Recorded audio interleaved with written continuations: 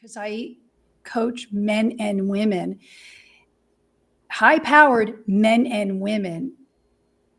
And behind the scenes, it's the same fear. It's the same concerns. It's the same lack of confidence on a certain level of other things. It really isn't different. What's different is what you're all sharing are these expectations, these stereotypes, and these societal norms that we've become conditioned to. And that's where the listening piece comes in, the listening to yourself, the reframing that we mentioned earlier about, it's not about me, it's about what I bring, why I'm, you're hired, you have a job, you're doing something great. You got the job. Now just show up and let us know how you love that job. What brings you to, work every day, what keeps you going. So overriding those stereotypes sometimes is just sitting back and realizing, whatever sexual preference you choose to be, it's no different than the color socks you're wearing sometimes, or the color, how your hair is curling on one side. Sometimes it's just showing up as you are with what you bring to the work that you do. That's going to make all the difference, because everybody else across the room might be feeling the exact same thing. Chances are they are. Yeah. I think that goes back to one of the things that we've been talking about is there's how we feel inside. And then there is this external perception. So we do the same thing with other people. We have this idea of what they're thinking, which is just a story we're telling ourselves, oftentimes about what is going on. And so having that awareness that there often is a disconnect. I think Jen's stats earlier about, negative self-talk and perceptions and all of those things, are really important to remember when we're in all of those engagements. So some of those assumptions we're making about what's happening are not the reality of things. And so how do we want to choose to continue in those circumstances? I'll take it one step more than that, Dana, which is neuroscience tells us the brain's never dealing with reality, ever. So just assume you've got perceptions about everything because you're not dealing with reality. You may think you are, but you're not. How many times have any one of us walked away from a conversation and then realized, oh, we just have two very totally different experiences of what just happened? Always. Yeah, absolutely. Absolutely. One of the other things I wanted to touch on is, again, these days we are not always in person. And we are dealing with more and more of 100% remote or hybrid environments. And so what are some of the things that we want to keep in mind? How does that shift when we're talking about executive presence? Elizabeth? Well, I think that some of it is just the practical, make sure you have decent lighting and that people can see you. I come from 30 years in theater. So, I think about how you are lit and can you be heard and can you speak clearly? And then you get some clues from the video, not as many as you get in person, but it is the way many of us communicate now. I work a lot with international teams. So you have people from 5 different time zones on the screen. Listen, pay attention, and really stay present, as Jen was saying. Stay present, pay attention. And if you're the presenter, keep people interested and ask them questions, because it's also very common for people to be listening in a thumbnail down in the corner and playing solitaire or doing their emails at the same time. So the more you can ask people a question and get them some sort of interaction, the better. Yeah, I love that. Shelley, would you add anything?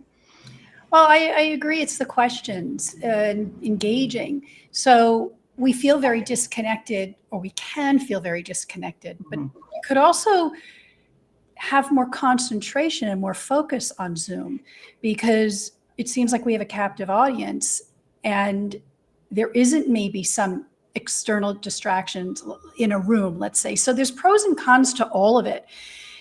It's the curiosity, the engagement, keeping people talking and listening to what's happening around, whether you're in a Zoom room or you're in person. I'm going to go back to, does it matter what color socks you're wearing? Does it matter how big the room is? If you're talking to 1 people or 100 people, if your message is something you truly believe in and something you feel you need to get out there, that's where you can live. And if you believe in that, all the other things kind of disappears with the ums and the ahs and any other external thing. It doesn't become a worry so much, right? Yeah. So the hybrid environment is not the only thing that's evolving in organizations. Jen, have you seen other things that are trending as far as what's important or how executive presence is perceived in a workplace? Not specific. Well, I would say 2 things. One is not necessarily naming executive presence. Mm-hmm.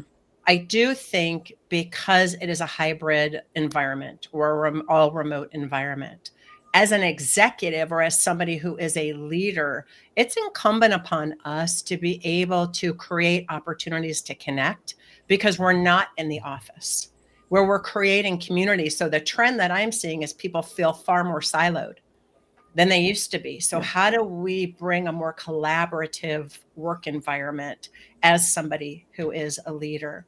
One of the things I did when COVID hit initially, because people were not used to Zoom. And oddly enough, I'd been using Zoom coaching clients for 4 years before COVID hit. So lucky me, I'd been doing webinars. There was no learning curve, thank goodness. I mean, my gosh. But I recommended to people, look, here's what I want you to do at the beginning of any meeting. Simply say to people, how's it going today? Thumbs up, all systems are go, meaning personally and professionally. Thumbs down, all systems are no go. And then thumbs sideways, it can go either way. Yeah, no, it's so amazing to continue to think about, again, if we're in different mediums or there are different objectives that we're trying to do, getting back to the purpose of what we're trying to do. Yes, the methods might be a little bit different, but we are still trying to connect with people. We are still trying to engage with them. We're still, that makes a world of difference with beyond the tasks that I think we're really trying to do.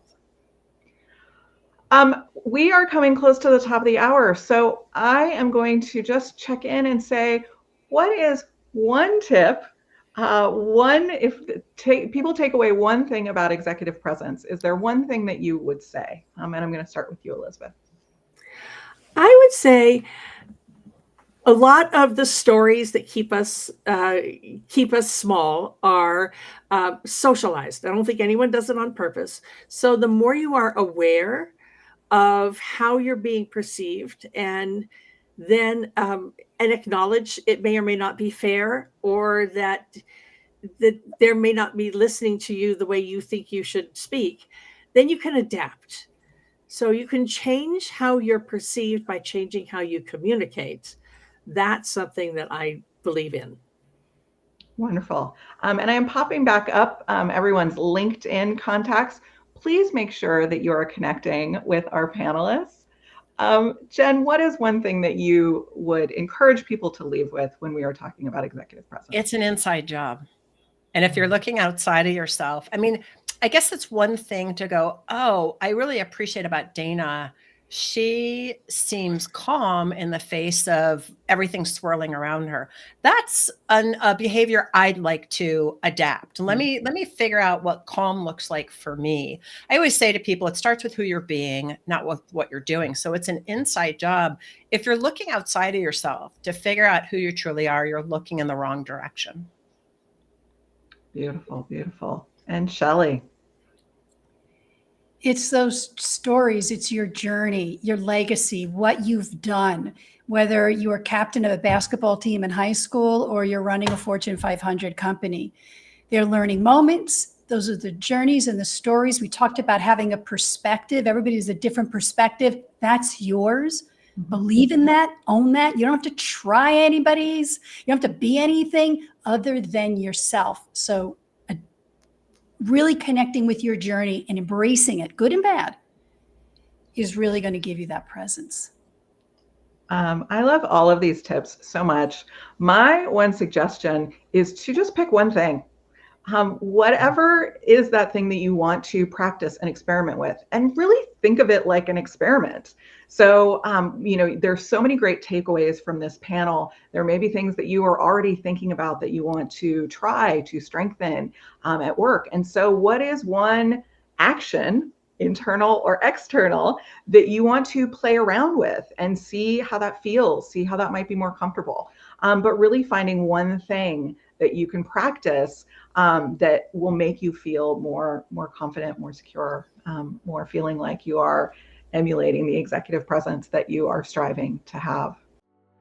Great news, the conversation continues. When you subscribe, like, and ring the bell, you'll know when a new episode has released. As always, speak remarkably.